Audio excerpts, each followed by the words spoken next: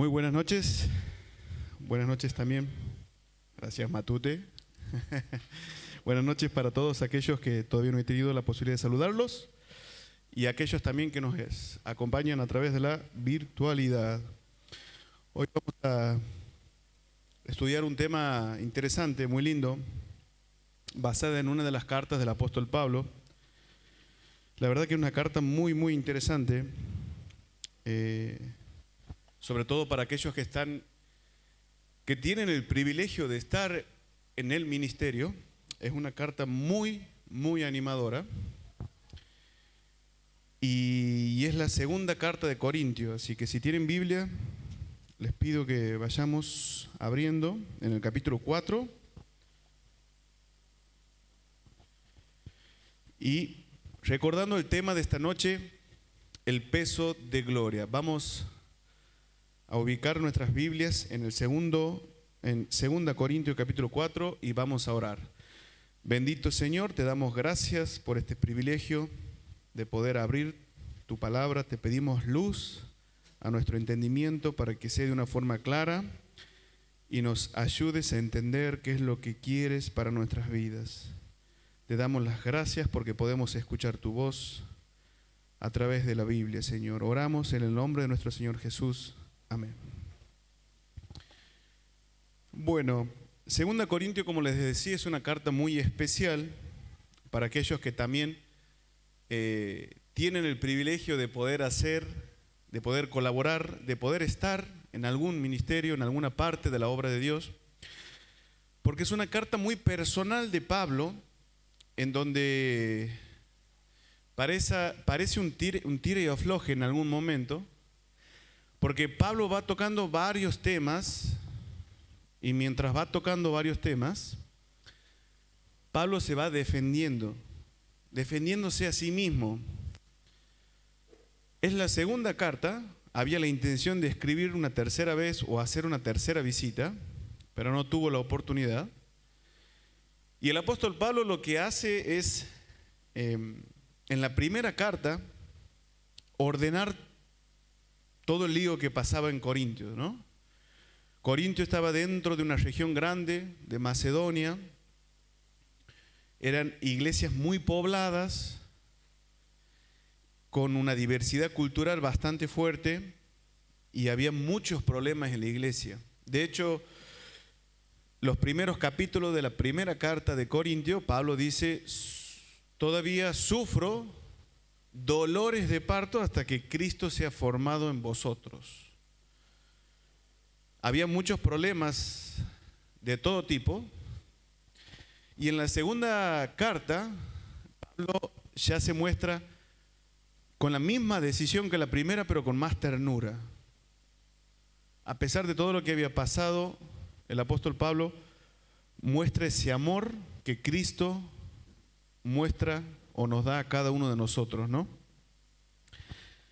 Y es interesante porque antes de llegar al capítulo 4, en el capítulo 3, algunos que tengan la Reina Valera, dice el título del capítulo: el ministerio, si es acreditado, y es una pequeña defensa de lo que Pablo vuelve a hacer, refiriéndose a la obra de Dios por medio de lo que él y sus colaboradores hacían.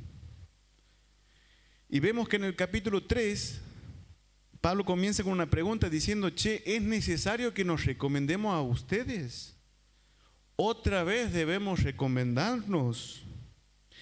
Ustedes son nuestra recomendación, ustedes son nuestra gloria, ustedes son nuestras cartas expedidas por Cristo. Qué linda expresión para hablar de los frutos que cosechamos en la obra de Dios, las personas a las cuales podemos bendecir y trabajar. Y el apóstol Pablo, en muchos de los capítulos, va a hacer este tipo de preguntas porque sufría mucho la desacreditación de su ministerio. De hecho, había muchos falsos creyentes, falsos apóstoles, falsos maestros que enseñaban un evangelio totalmente corrupto y distinto al evangelio claro y preciso que es de Cristo. Y uno de los ataques del enemigo a través de estas personas era cuestionar la autoridad de Pablo, cuestionar el andar de Pablo, cuestionar la enseñanza de Pablo. A veces para atacar el mensaje no necesitas atacar el mensaje sino al mensajero. Y eso pasaba. Pero a pesar de todo esto, Pablo nos muestra en el capítulo 4 qué es eso que lo motiva a seguir con una iglesia que lo cuestionaba tanto, que tanto lo desacreditaba. Y en el capítulo 4, en el primer versículo, lo que podemos ver que dice, por lo cual, 2 Corintios 4, para los que recién se nos unen, primer versículo, por lo cual, teniendo nosotros este ministerio según la misericordia que hemos recibido, no desmayamos. Antes bien, renunciamos a lo oculto y vergonzoso, no andando con astucia, ni adulterando la palabra de Dios, sino por la manifestación de la verdad, recomendándonos a toda conciencia humana delante de Dios. El versículo 5 y 6 dice, porque no nos predicamos a nosotros mismos, sino a Jesucristo como Señor, y nosotros como vuestros siervos por amor de Jesús.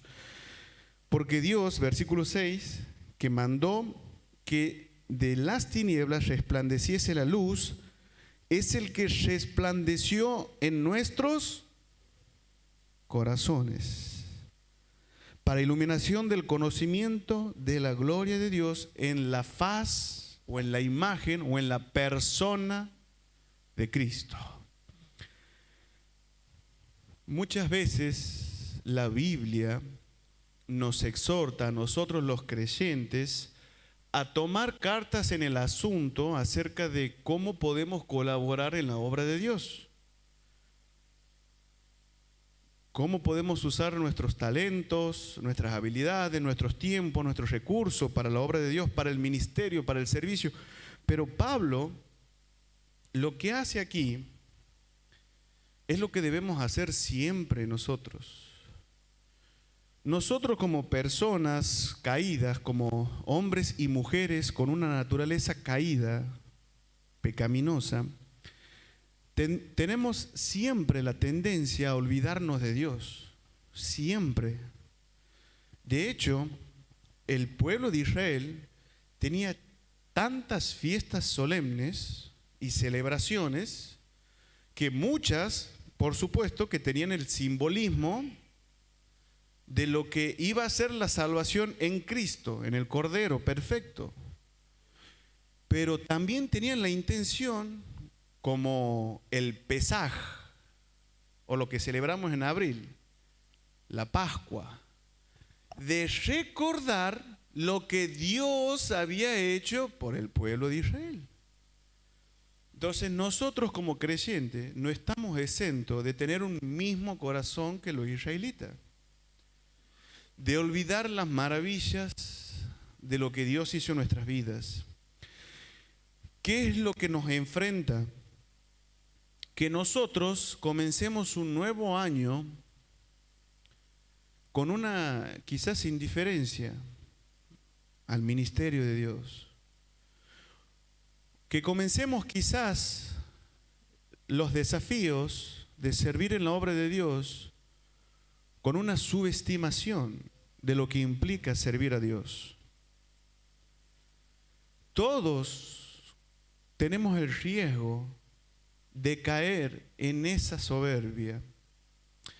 Por eso el salmista en el Salmo 19 dice, ¿quién conocerá los errores ocultos? Líbrame de ellos.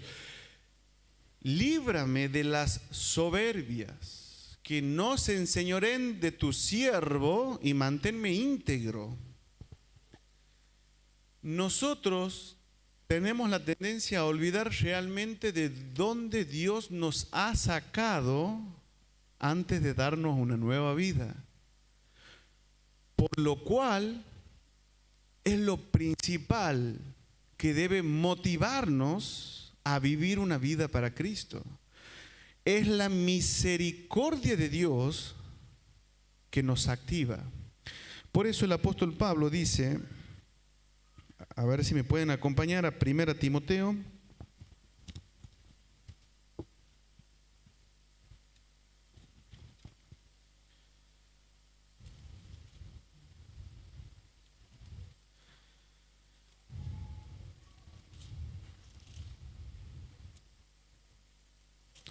Dice 1 Timoteo capítulo 1, del 12 al 13. Doy gracias al que me fortaleció, a Cristo Jesús nuestro Señor, porque me tuvo por fiel poniéndome en el ministerio. Habiendo sido yo antes blasfemo, perseguidor e injuriador, mas fui recibido a misericordia, porque lo hice por ignorancia y en incredulidad. Recordemos que Pablo era un fiel perseguidor de la iglesia.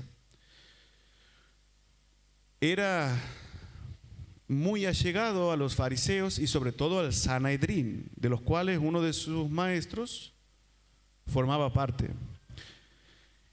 Y era una persona con un ímpetu por guardar la ley muy voraz, por lo cual también persiguió, hasta Hechos capítulo 9, persiguió el cristianismo. Pero la primera carta de Timoteo comienza diciendo: Pablo, doy gracias a Dios que me ha fortalecido en Cristo, poniéndome por fiel en el ministerio, porque su misericordia ha sido para conmigo.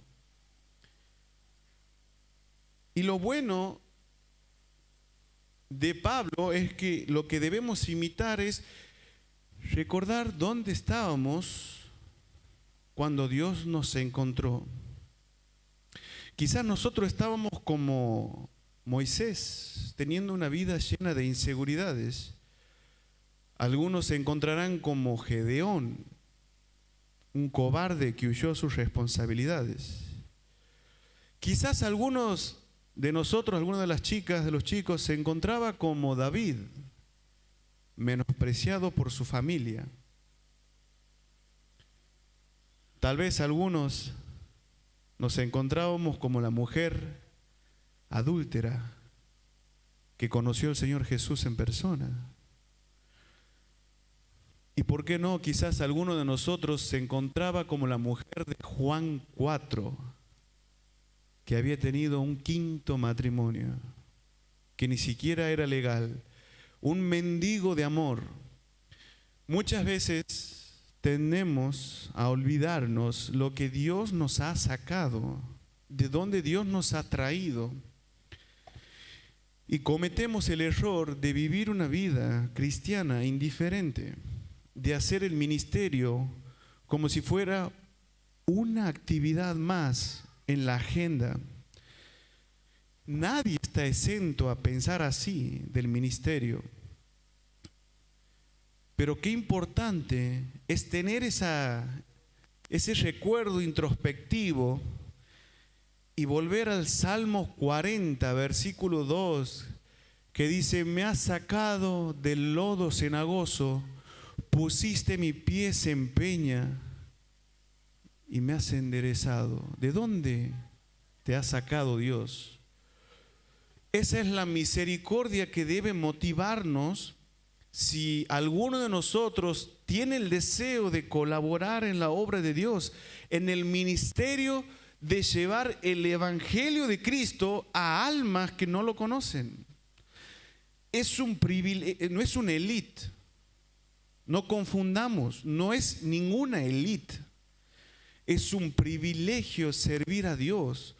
Nosotros, siendo inmerecedores de su gracia, sin talentos, sin nada que lo pueda sorprender a Dios, el apóstol Pablo dice: me ha tomado por fiel para el ministerio.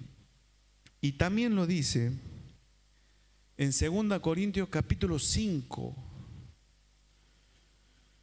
2 Corintios capítulo 5, del 14 al 15, dice: porque el amor de Cristo nos constriñe, pensando esto, que si uno murió por todos, Luego todos murieron.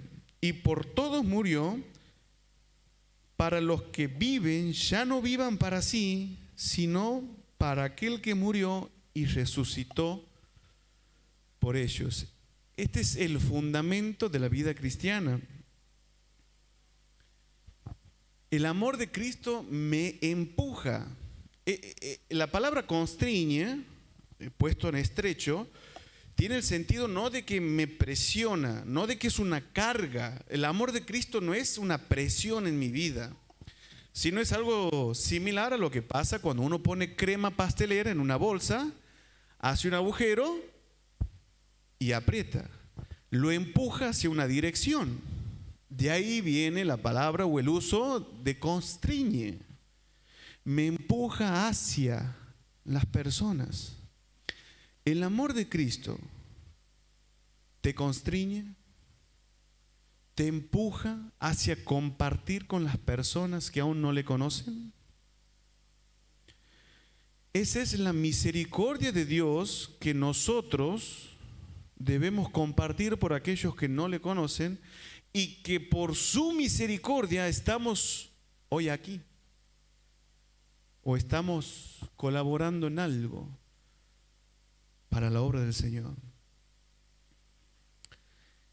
Como creyentes debemos recordar, porque tenemos una facilidad, así como por ahí muchos, no sé si se acuerdan, antes de Facebook no había tanta memoria de fechas de nacimiento, de edad, de cumpleaños. Algunos sí, pero más de 3, 4 cumpleaños, uno era una máquina si sabía más de 6 cumpleaños, ¿no? Ahora todos lo sabemos porque don Facebook nos avisa. Pero nosotros tenemos una facilidad para olvidarnos de dónde Dios nos ha traído, que caemos en soberbia, que caemos en una indiferencia por las cosas de Dios, por amor a los perdidos y por el ministerio en el que estamos. Por eso, qué importante es recordar la misericordia de Dios en mi vida como el principal activo que me empuja para vivir para Él. De tal modo que los que viven ya no viven para sí, porque han muerto. Hemos muerto a nosotros, hemos muerto para el mundo, hemos muerto a nuestros placeres, a nuestra realización personal. Estamos viviendo para Cristo. El problema es cuando el creyente quiere dejar de vivir para Cristo y resucitar para los placeres, para la vanagloria de la vida, para la realización personal, para los deseos del mundo. Ese es un problema. Por eso el Señor nos exhorta en muchas ocasiones de su palabra, y lo hizo con el pueblo de Israel y nos hace a través del Nuevo Testamento a su iglesia, a recordar constantemente qué es lo que nos motiva a servir. ¿Qué es lo que te motiva que hoy formes parte o quieras formar parte de algún ministerio? Es lo que el Señor nos llama a reflexionar. Si el primer punto puede ser la misericordia que nos activa, podemos ver en el discurso del apóstol Pablo, en su carta, como un segundo punto, en el capítulo 4, el celo por las personas. El celo por las personas es el celo por las cosas de Dios. Dice el capítulo 4, el versículo 16, perdón, el versículo 15 dice: porque todas estas cosas padecemos por amor a vosotros, para que abundando la gracia por medio de muchos, la acción de gracias sobreabunde para gloria de Dios. ¿Qué es lo que viene diciendo? Porque todas estas cosas padecemos. Bueno, Pablo viene haciendo una lista de todo lo que padecieron por amor de sus almas, por el celo por las cosas de Dios. En el versículo 7 del capítulo 4 dice: pero tenemos este tesoro en vasos de barro, para que la excelencia del poder sea de Dios y no de nosotros. Usted va a notar que muchas veces cuando se usa utensilios de las casas, tiene que prestar atención a qué material es el utensilio de lo que se está refiriendo. En este caso se está refiriendo a un vaso, a una vasija de barro, que en otras ocasiones también es usada esa misma analogía en la Escritura para hablar del barro como del pueblo y de Israel, donde el alfarero lo forma por medio del sufrimiento. Pero en este contexto el apóstol Pablo usa el mismo símbolo, la misma idea del vaso de barro para hablar de algo frágil y sin valor. Y ese es nuestro cuerpo terrenal. Pablo lo que está diciendo cuando dice: y tenemos este gran tesoro. El gran tesoro se refiere al ministerio de la misericordia, al ministerio de la reconciliación, al ministerio que todos estamos llamados a predicar de la salvación en Cristo Jesús. Contrarrestando con las falsas enseñanzas de los falsos maestros que estaban en Corintio, Pablo empieza a hablar de la pureza del evangelio es en Cristo. Y es tan sublime y es tan glorioso, pero, Pablo, tengo una pregunta. Si el evangelio que vos predicas es el verdadero, ¿por qué te pasan todas estas cosas? ¿Por qué andas tan mal en la vida? ¿Por qué te persiguen tanto? ¿Por qué tienes tantos enemigos? ¿Por qué hablan tan mal de vos? ¿Por qué te enfermas? ¿Por qué pasas hambre? A veces nosotros como creyentes pensamos que el sufrimiento no forma parte del plan de Dios, pero sí lo forma, aunque no nos guste. Y lo que el apóstol Pablo está hablando aquí de que ese tesoro que es el evangelio de Cristo lo hacen hombres y mujeres comunes en un cuerpo terrenal que en su postrer día, cuando el Señor venga, será todo glorificado. Ya no habrá más sufrimiento, pero mientras estemos en este cuerpo y en esta tierra, tenemos un propósito y es hablar de Cristo. Y mientras hagamos eso, vamos a sufrir. Muy diferente a todos los falsos profetas, apóstoles, falsos maestros, lo que hay en esta época y lo que siempre hubo, que nos hablan de que el evangelio es un mundo feliz, es prosperidad, no te va a pasar, es un color de rosa, es todo bello. Dios usa el sufrimiento como una herramienta para moldear nuestro carácter. Y Pablo está hablando de eso, de que todo lo que ha sufrido lo hizo por amor de vuestras almas. Y ahí es el quid de la cuestión, porque nos exhorta, nos amonesta a que el verdadero trabajo que estamos llamados a hacer, independiente de cómo podemos usar nuestro tiempo, talentos y recursos, es a trabajar ¿en qué? En personas.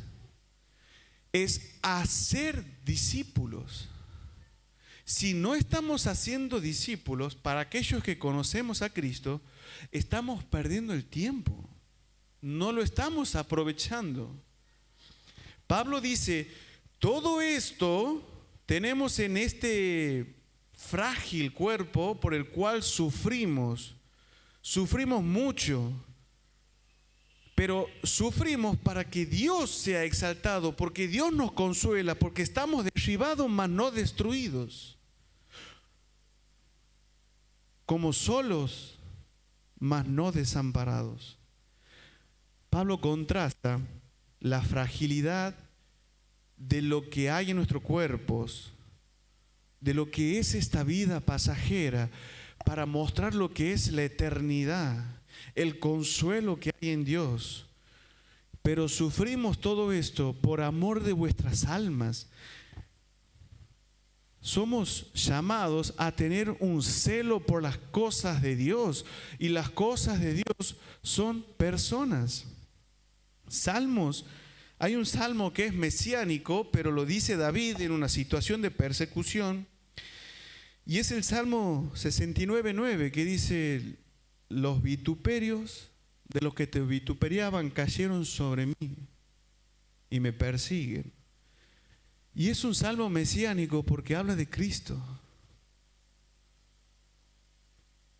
Cuando uno invierte en personas, va a sufrir, porque muchas veces nos equivocamos y ponemos la expectativa en que la persona responda como nos gustaría y que nos reconozca y que valore el tiempo y el esfuerzo, y no lo hacen.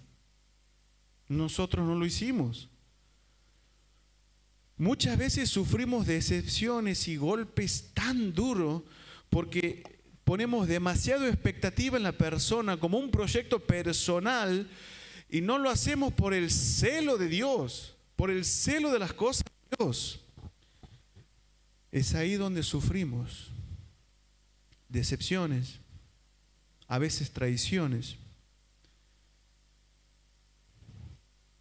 Y lo peor es que nuestra alma, nuestro corazón se desanima. Por eso Pablo comienza el capítulo diciendo: no desmayamos. El original en el griego es: no me quedo sin corazón. Una descorazonada, ¿no? No me quedo sin aliento. Cuando trabajamos en hacer discípulos, estamos haciendo la voluntad de Dios. El problema es que nos exponemos a sufrir. Porque si ustedes se dan cuenta y estudian 2 Corintios, Pablo con una mano les da de comer y con la otra se cubre de los golpes de ellos. Dice: pero ¿cómo es posible? ¡Qué ingratos! En uno de los primeros capítulos, Pablo les exige que el amor sea recíproco. Ojo, esto no nos da derecho a que si no nos dan lo que queremos y como lo queremos, no hacemos nada. Pablo está exhortando a que hagan las cosas como a Dios le agrada. Por eso Pablo escribe en Gálatas 6: reconozcan a los que trabajan sobre ustedes. Pablo está exigiendo ese mandato. Pero el apóstol Pablo tiene su celo en el amor de Dios por las personas y no en lo que las personas nos pueden dar. ¿Te das cuenta la diferencia? Acompáñenme a 2 Corintios, ahí misma carta, el capítulo 11. Dice, en el primer versículo, dice: ojalá me toleraseis un poco de locura. Sí, toleradme, porque os celo con celo de Dios, pues os he desposado con un solo esposo para presentarnos como a una virgen pura a Cristo. Pero temo que, como la serpiente con astucia engañó a Eva, vuestros sentidos sean de alguna manera extraviados de la sincera fidelidad de Cristo. Y termina, pero hay otro versículo también lindo que dice el versículo 11 del capítulo 11. ¿Por qué? ¿Por qué no os amo? Dios lo sabe. Es un español antiguo, pero dicho de otra forma sería: ¿por qué? ¿Acaso no los amo? Dios sabe que sí. En el primer capítulo de la carta dice: los vuelvo a escribir por el aprecio, por el amor que los tengo. Pero vas a ver que la carta entera, Pablo se defiende su ministerio, defiende porque lo desacreditan, defiende porque los falsos maestros hablaban de él. A esto se refiere, ¿no? Cuando habla de la serpiente, el enemigo, Satanás, a través de esas personas incrédulas, metiendo falsas doctrinas, falsas enseñanzas. Pero dice en el versículo 2, volviendo a leer, porque celo con celo de Dios, pues os he desposado con un solo esposo. Es una forma de decir, la iglesia es la esposa de Cristo.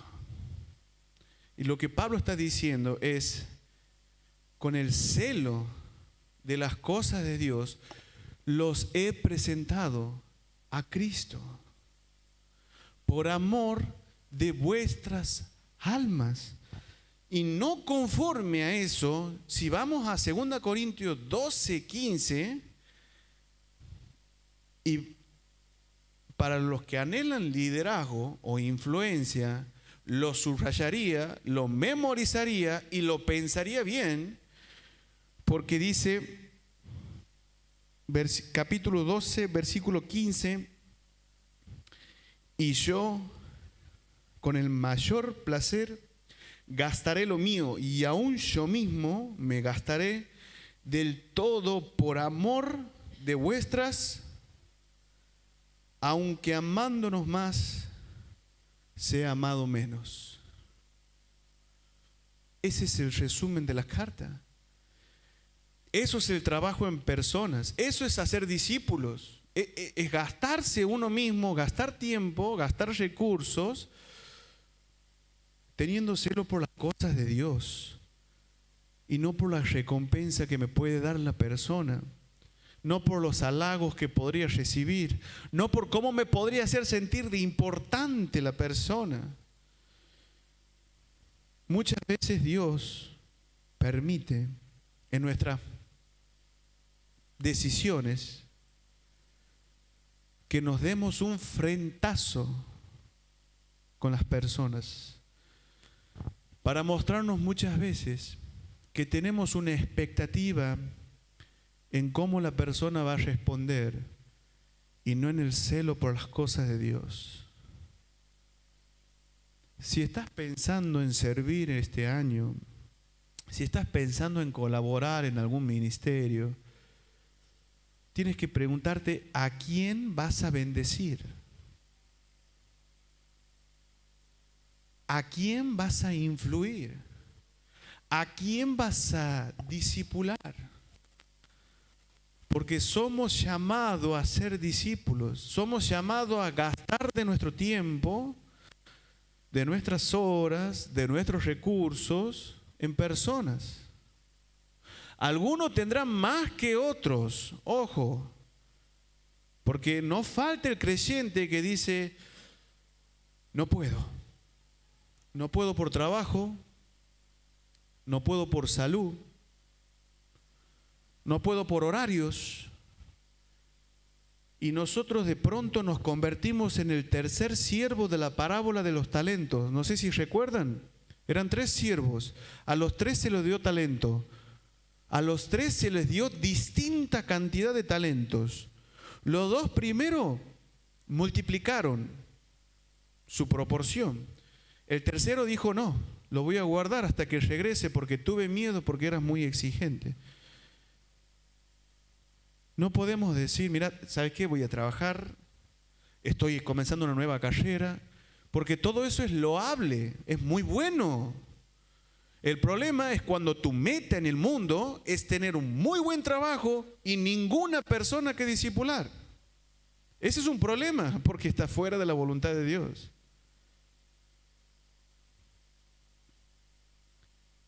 Trabajar en personas como aquellos que han trabajado en nosotros, hemos producido dolores de cabeza. Algunos seguimos produciendo dolores de cabeza, pero hay recompensa.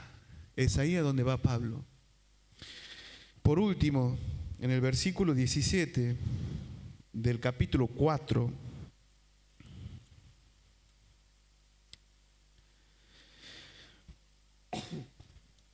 en el versículo 16 dice, por tanto, vuelve a concluir, no desmayamos antes, aunque nuestro hombre exterior se va desgastando, el interior, obstante, se renueva de día en día. Porque esta leve tribulación momentánea produce en nosotros un cada vez más excelente y eterno peso de gloria. El 18 dice, no mirando nosotros las cosas que se ven, sino las cosas que no se ven. Pues las cosas que se ven son temporales, mas las que no se ven son. Tenemos una facilidad para buscar las cosas que sí se ven. Tenemos un corazón muy predispuesto para buscar las cosas terrenales. Uno dirá, che, para Pablo, lo que has pasado, encima Pablo en una de las cartas hace un listado de todo de lo malo que pasó, no como un currículum para jactarse, sino para decir, si algo tengo en qué gloriarme, me glorío en los sufrimientos, porque por esto llevo gloria a Dios. Y lo mismo está diciendo aquí. No es que estás subestimando el dolor que puedes estar pasando hoy, la decepción o la frustración. Lo que está diciendo Pablo es que este sufrimiento efímero, a veces dura mucho para nosotros, no se compara con la gloria eterna. Por eso dice, todo esto nos produce un peso de gloria. Entiéndase esa expresión. Si vemos lo contrario, capaz que lo entendamos más. Muchas veces el creyente en la vida cristiana se siente agobiada por las pruebas, por las burlas, por los fracasos, por el pecado.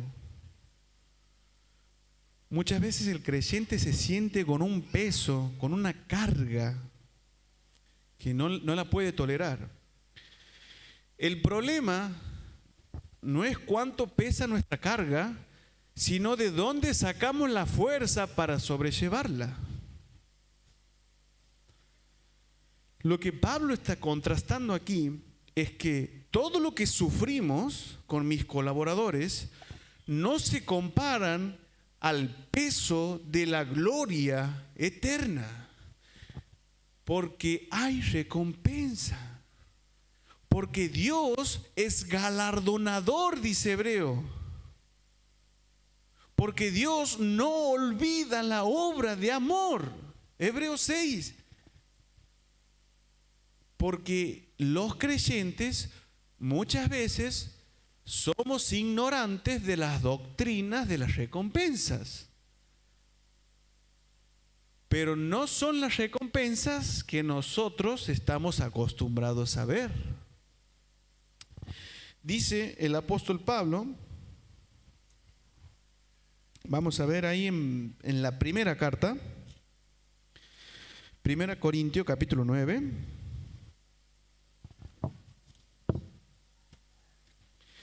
Capítulo 9, versículo 24, dice,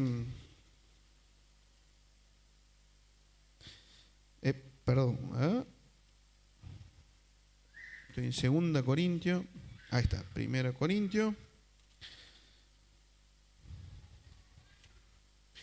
capítulo 9, versículo 24, dice, ¿no sabéis que los que corren en el estadio, todos a la verdad corren, pero uno solo se lleva el premio? Corred de tal manera que lo obtengáis. Todo aquel que lucha, de todo se abstiene. Ellos a la verdad para recibir una corona corruptible, pero nosotros los creyentes, los que han pasado de muerte a vida,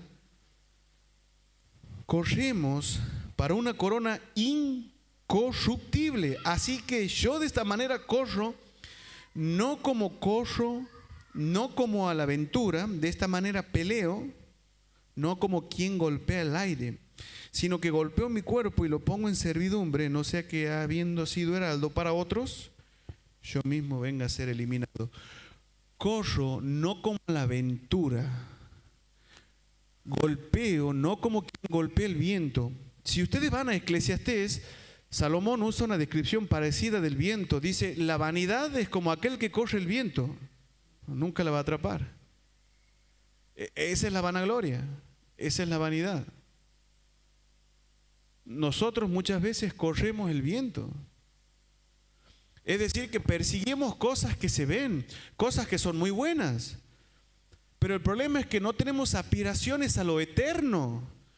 Nuestro problema, aunque a pesar de que nosotros podemos tomar nuestros trabajos, las cosas que nos gustan, nuestros deportes, nuestras actividades, nuestros hobbies, y darle un tinte espiritual, decir esto, con esto puedo hacer las cosas para el Señor, a aquellas personas las puedo involucrar, les puedo hablar de Cristo, y podemos hacer cosas muy buenas para el Señor en lo que hacemos. Es muy distinto a tener aspiraciones, es tener proyectos. Muy distinto es correr buscando las cosas que no se ven, buscando lo eterno.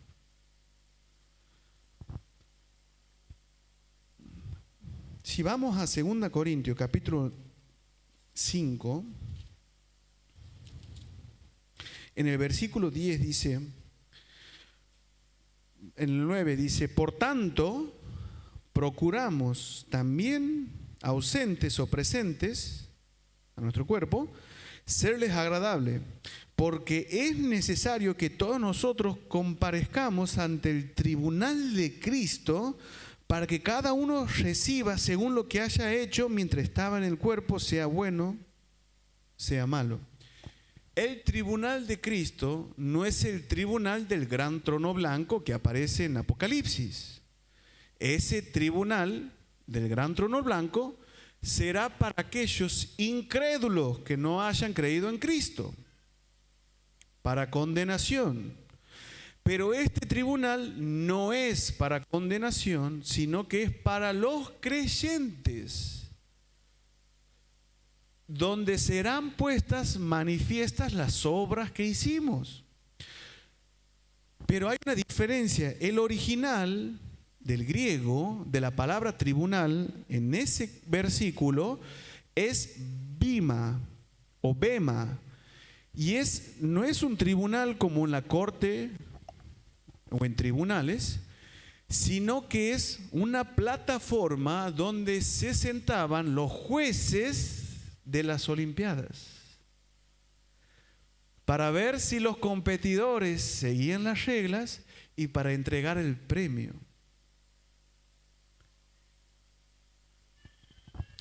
El apóstol Pablo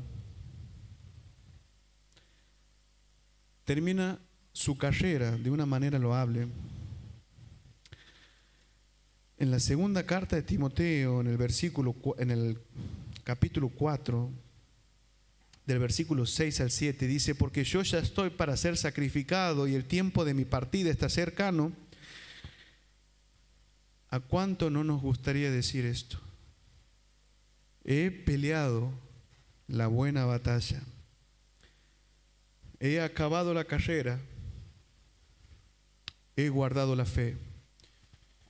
La pregunta que el Señor nos hace hoy, ¿a qué estás corriendo?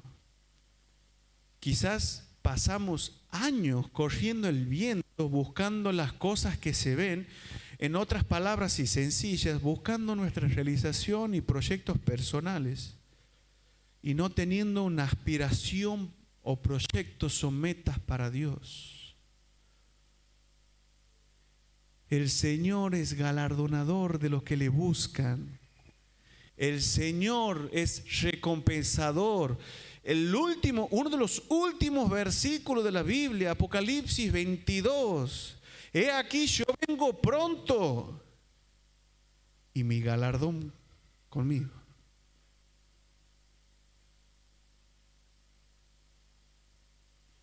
Que el Señor nos ayude a reflexionar realmente cuáles son nuestras aspiraciones en nuestras vidas.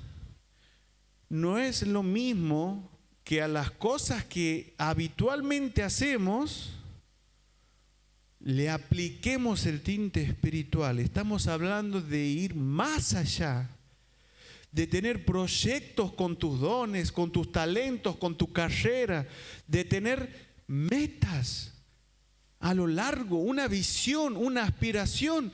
Ese es el peso de la gloria eterna. He peleado la buena batalla, dijo el apóstol Pablo. ¿Te gustaría decir así en tus últimos momentos en la tierra? Que el Señor nos ayude para que lo podamos hacer. Vamos a orar. Bendito Dios, te damos gracias por tu palabra. Gracias por haber hablado a nuestros corazones. Gracias porque muchas veces nos olvidamos de dónde nos has sacado. Gracias porque muchas veces no tenemos el celo por las personas, Señor.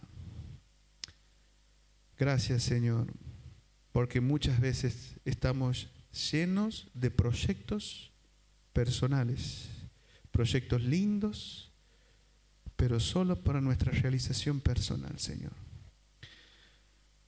Padre, te ruego que nos ayudes a tener aspiraciones en las cosas que no se ven y a tener un celo por las cosas de Dios, Señor. Te ruego en el nombre de nuestro Señor Jesús. Amén.